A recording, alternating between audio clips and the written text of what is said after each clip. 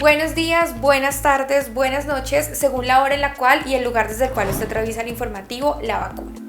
Entre juego de intereses, manipulaciones sin par, tensiones de diverso tipo, evidencias de las notables transformaciones que viven los estados-nación y el creciente poder de las multinacionales, ahondamiento de la crisis climática y otras evidencias de las características fundamentales, así como límites a los cuales llegó el actual y hegemónico modelo económico, social, político, militar y cultural, continúa girando el día a día de la humanidad y con ella de nuestra sociedad.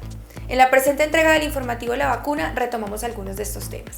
Primero, el misterio con los precios de las vacunas. Segundo, ¿a quién le importa el cambio climático?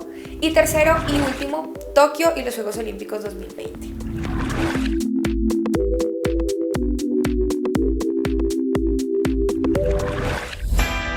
No olviden nuestros recomendados de la semana.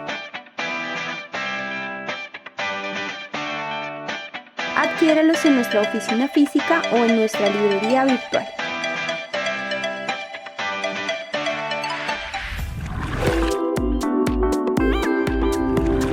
Certificación, pasaporte digital, registro de vacunación. Poco a poco se consolida la obligatoriedad de estar vacunado para poder ingresar a ciertos recintos, para ser contratado o para conservar el puesto de trabajo. Decisiones y presiones desde las instancias de poder que nos llevan a interrogarnos si de verdad es por el bien de la humanidad, por el bien del país, qué está en juego, la salud en general o los beneficios particulares de las farmacéuticas, la salud social o el afán por recuperar la economía, qué hay detrás de los precios de las vacunas y la soberanía de cada país.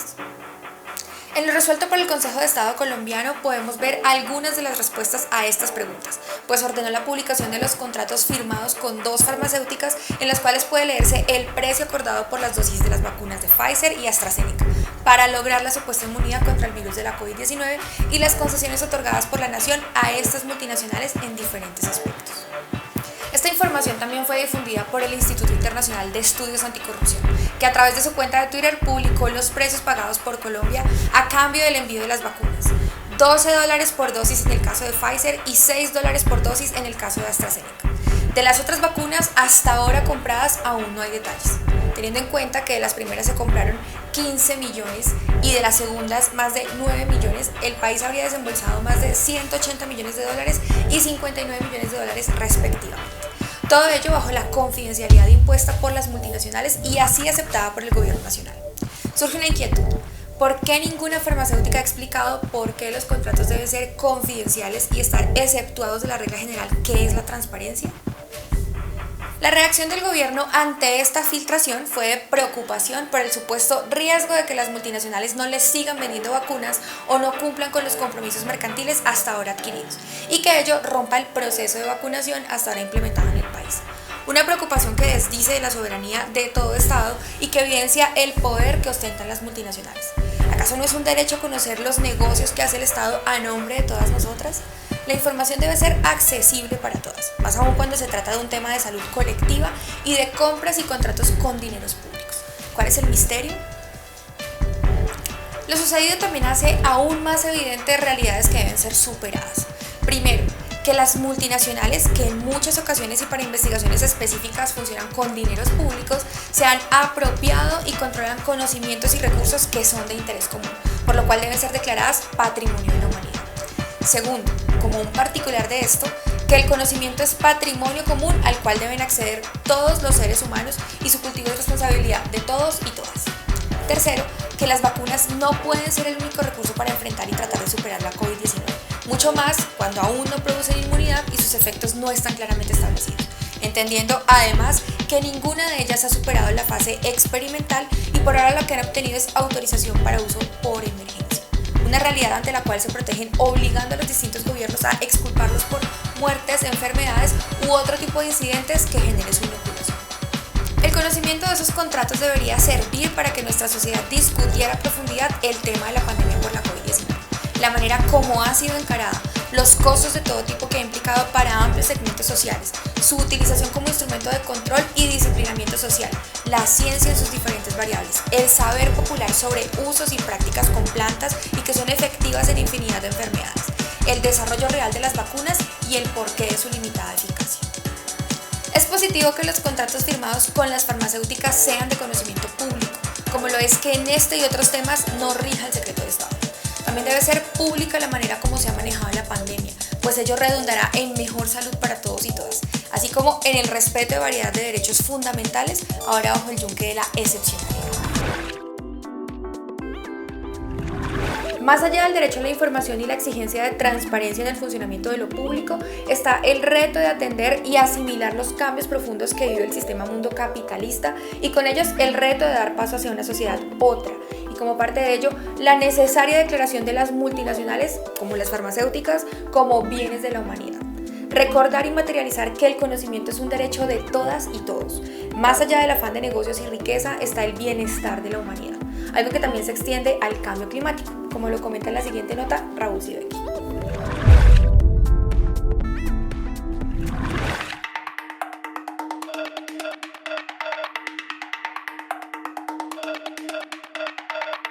Buenos días, buenas tardes, buenas noches, según la geografía de cada quien, como siempre.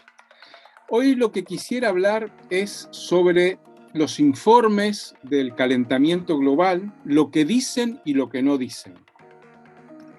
Ustedes saben que hace pocos días, esta semana, salió el 6º informe del Panel Intergubernamental de Cambio Climático, IPCC, según sus siglas en inglés. Muy bien, este informe, como ya viene siendo normal, alerta sobre el aumento de la temperatura continuado en el mundo y advierte que este aumento de la temperatura va a tener, porque se está acelerando, consecuencias, comillas, sin precedentes.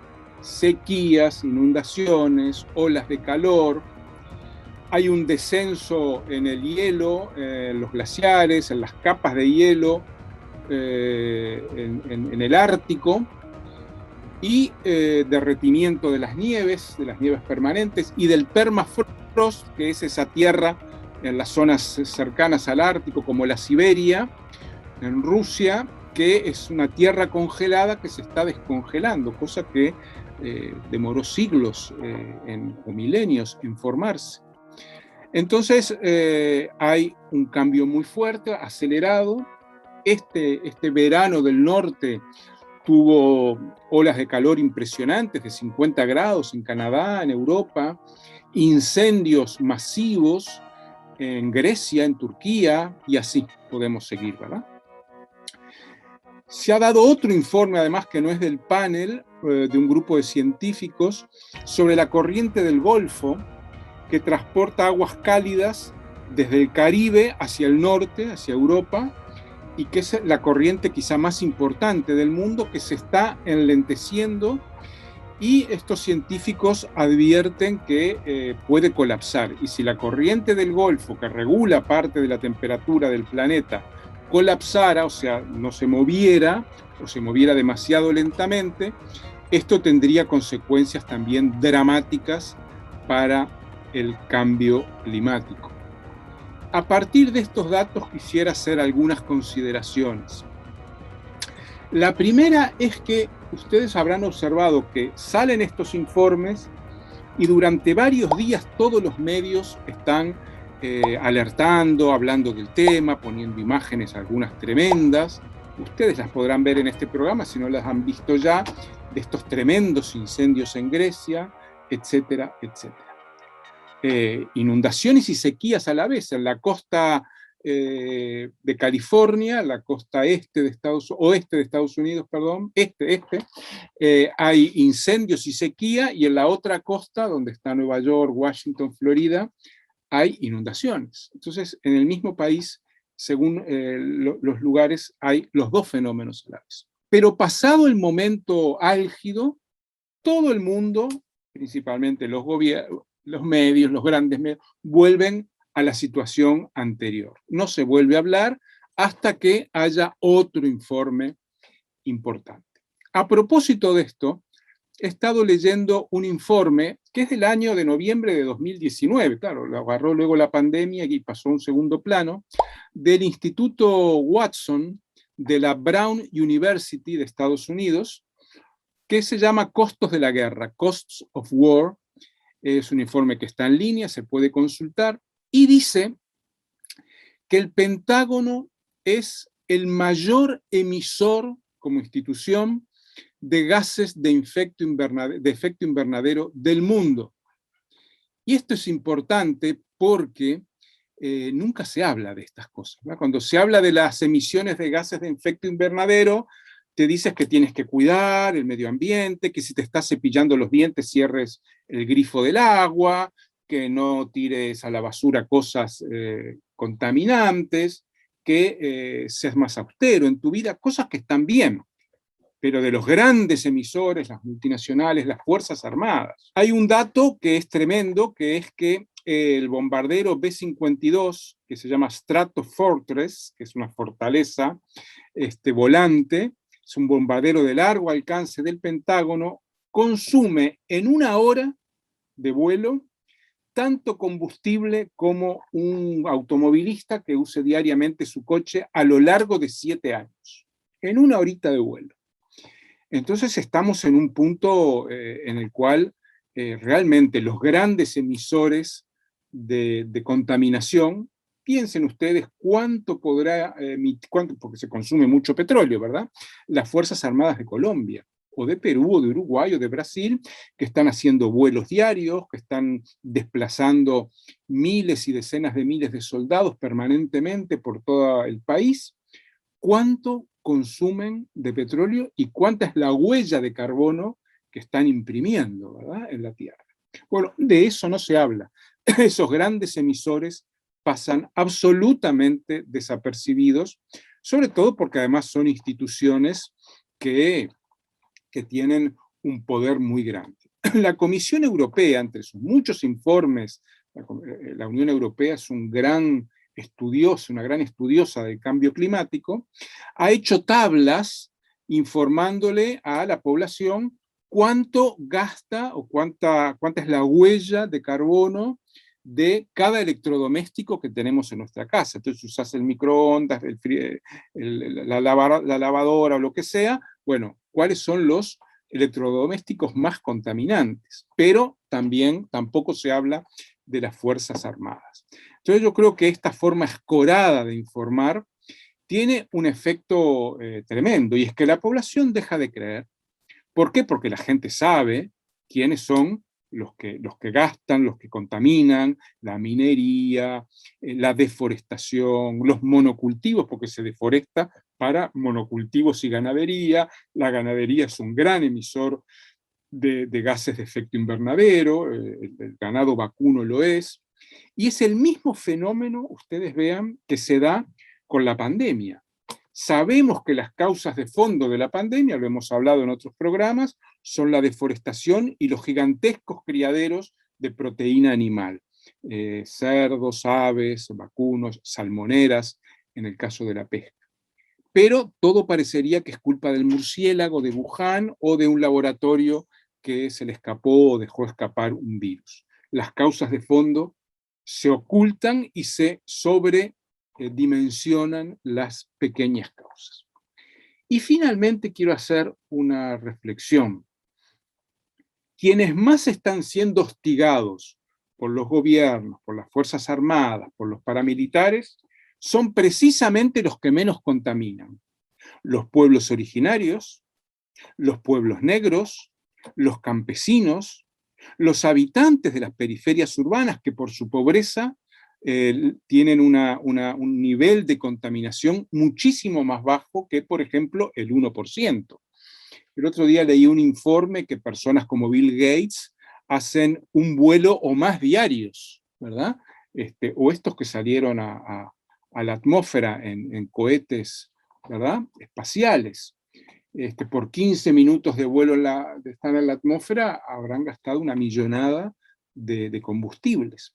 Entonces, esta forma desigual de tratar a las poblaciones y justamente castigar particularmente a los pueblos originarios, que en América Latina son los más castigados por las megaobras de infraestructura, por los paramilitares que cuidan esas megaobras, el narcoparamilitarismo, etc. Ellos son los grandes responsables del cambio climático y son los grandes las multinacionales, y los grandes cuidadores del medio ambiente, los pueblos originarios, son los más castigados. Ahí es donde están los muertos, los desaparecidos, las personas que son víctimas de este modelo. Entonces, esto muestra, para mí, a mi modo de ver, que estamos ante un doble discurso, un discurso cínico, un ocultamiento de información y un hacer ver que la culpa de esto es de quienes no la tenemos, ¿verdad? De los ciudadanos comunes y, insisto, particularmente de los que viven con mayor sencillez, con mayor austeridad, que son los pueblos. Los pueblos negros y los pueblos originarios, los campesinos y los habitantes de las periferias urbanas. Esta es la realidad que estamos viviendo.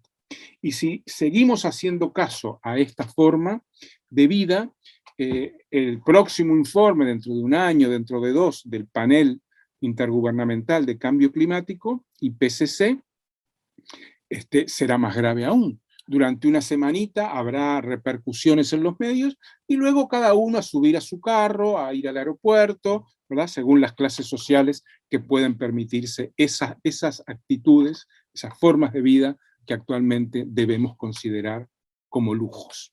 Me parece que estos informes son necesarios, son verídicos, pero les falta una pata, les falta un link, que es la realidad de quiénes son los verdaderos contaminantes en este planeta. Muchas gracias.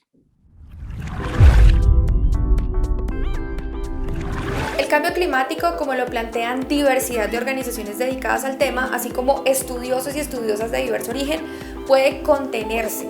Y de hecho, las distintas conferencias mundiales citadas por Naciones Unidas así lo asumen. Se colocan metas y establecen compromisos y mecanismos. Pero el tiempo pasa y todo sigue igual o peor. Es la dinámica del poder, tanto de multinacionales como de estados e imperios que en su disputa por el control de los mercados y del mundo terminan por no cumplir con lo acordado en las citadas conferencias. La dinámica es tal que nos encontramos con el cuerpo real del sistema que ha propiciado la crisis y que la ahonda, llegando por esa vía a la conclusión de que la única vía real para controlar lo que parece un camino hacia el suicidio global es avanzar hacia otro modelo social. ¿Cuál y cómo hacerlo? Es lo que deben discutir las sociedades en cada nación y la humanidad como especie. Y mientras se concreta este reto, desde los territorios ir dando pasos en tal dirección, en todos los niveles sin descanso.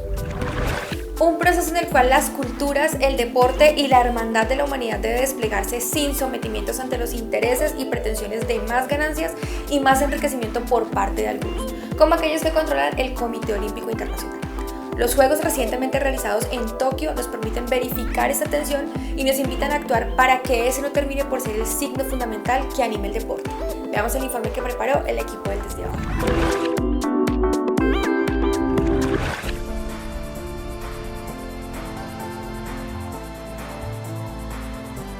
Millones esperaron la realización de los Juegos Olímpicos 2020, que apagaron su llama el pasado 8 de agosto y que por efecto de la pandemia por COVID-19 sufrieron un retraso de un año. Y millones los esperaban porque les gusta el deporte en sus distintas prácticas, pese a saber que lo que debería ser una manifestación de hermandad mundial cada vez está más manipulado y controlado por la mafia corporativa del Comité Olímpico Internacional. Como también y de igual manera lo está el fútbol bajo el control de la FIFA.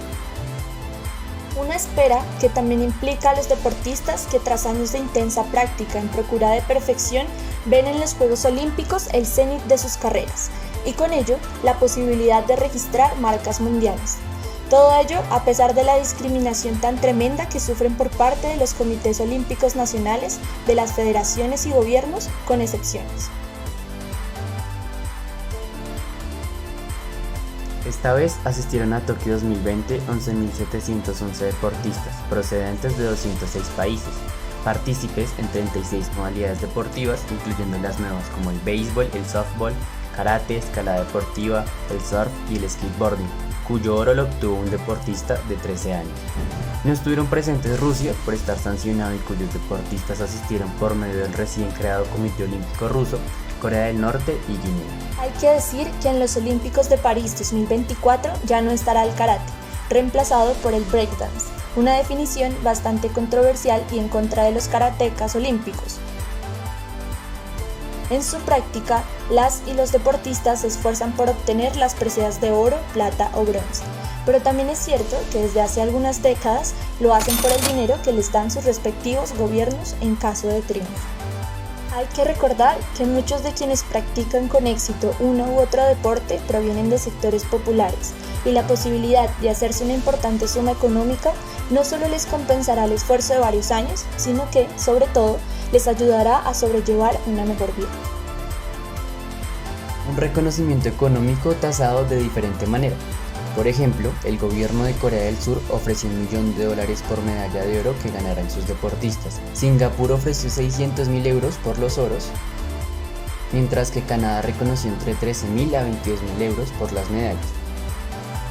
España, por su parte, aseguraba 75.000 euros por la de oro.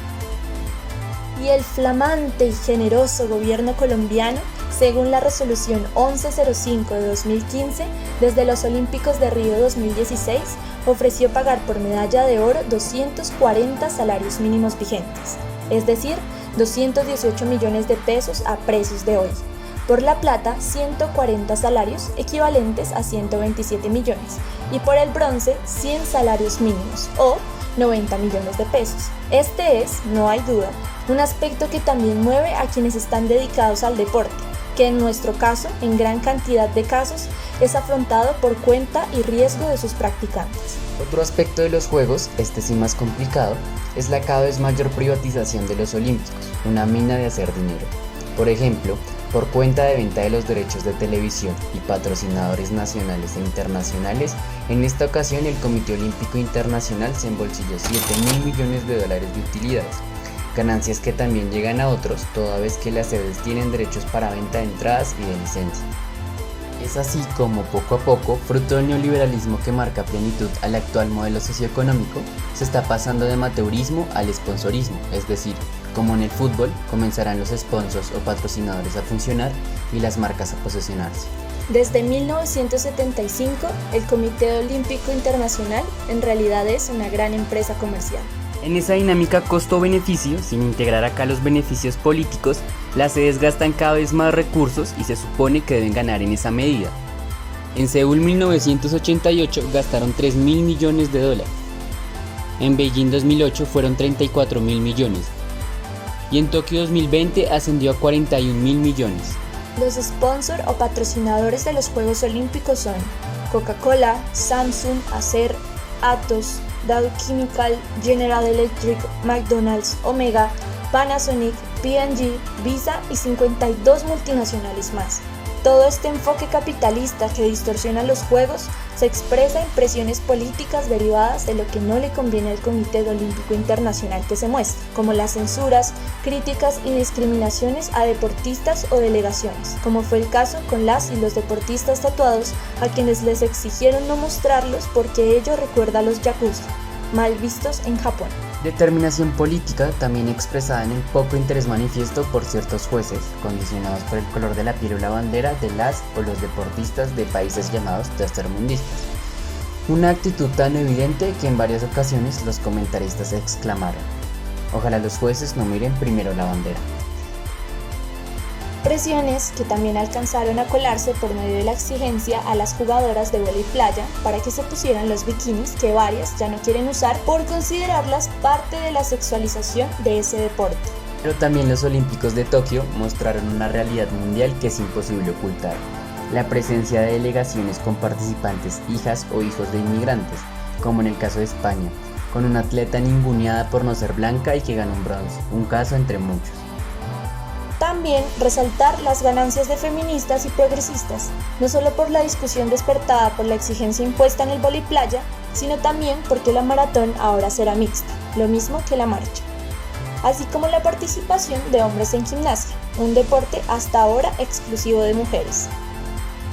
En estos Juegos, atípicos por la pandemia del COVID-19, algunos, como la Federación Colombiana, la blandieron como excusa perfecta para justificar el retroceso de su delegación. Pese a tal realidad, surgieron nuevos y nuevas estrellas deportivas, imponiendo nuevas marcas en distintos deportes. Resaltó asimismo el abismo existente en la preparación de los deportistas, cuando estalló las delegaciones de los Estados Unidos, China, Japón y varios países europeos en relación con el resto del mundo. La evidencia es simple. No es lo mismo prepararse con todos los elementos técnicos y tecnológicos requeridos, con apoyo económico para cubrir diferentes gastos a lo largo de meses o años de preparación, que hacerlo a medias y con elementos caseros y con poco apoyo. También destellaron deportistas de élite que fueron rebasados por nuevas figuras con alto nivel técnico y aplicando nuevas técnicas. El año 2020 pandémico surtió efectos positivos para unos y negativos para otros. Como en otras escenas de la geopolítica global, en este certamen se evidenció la intensa disputa en que están sumidos los imperios gringos y chinos, así como el lento pero evidente resurgir del japonés.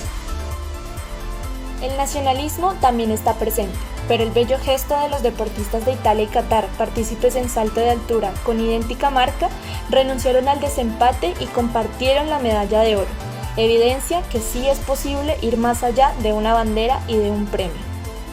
Para América Latina, los importantes logros de Cuba, pese a su crisis económica, así como de Venezuela, muestran que con una política de Estado en el campo deportivo es posible obtener mayores logros que los países que, a pesar de contar con mejores resultados económicos, no alcanzan a despegar. En esta dinámica de tensiones y variopintas realidades, los Juegos Olímpicos, cada vez más privatizados, permiten deducir que sufrirán más cambios. Y ello en la medida en que los patrocinios y los premios de dinero que dan los gobiernos llevarán a las y los deportistas a participar más por el dinero, las marcas y la fama que por ideales deportivos, más por competir que por participar.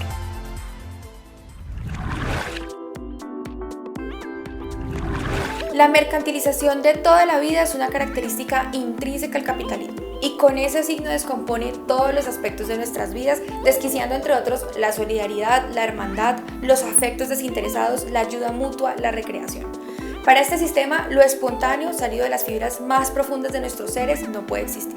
El desinterés es incomprensible para quienes sueñan con más millones con los cuales especular y tratar de amasar más poder.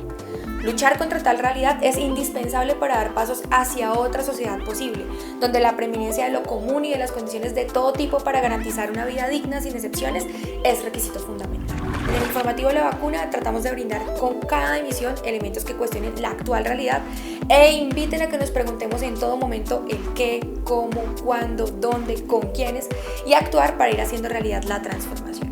En nuestra cotidianidad, estos y otros interrogantes, así como su despeje por medio de acciones concretas, deben acompañarnos, animándonos a no perder la esperanza de que otro mundo sí es posible. Y en él, una democracia no solo formal, sino directa, participativa, radical, plebiscitaria. Camino en el cual estar bien informados es condición sustancial. Déjenos sus comentarios y no duden en compartir este video.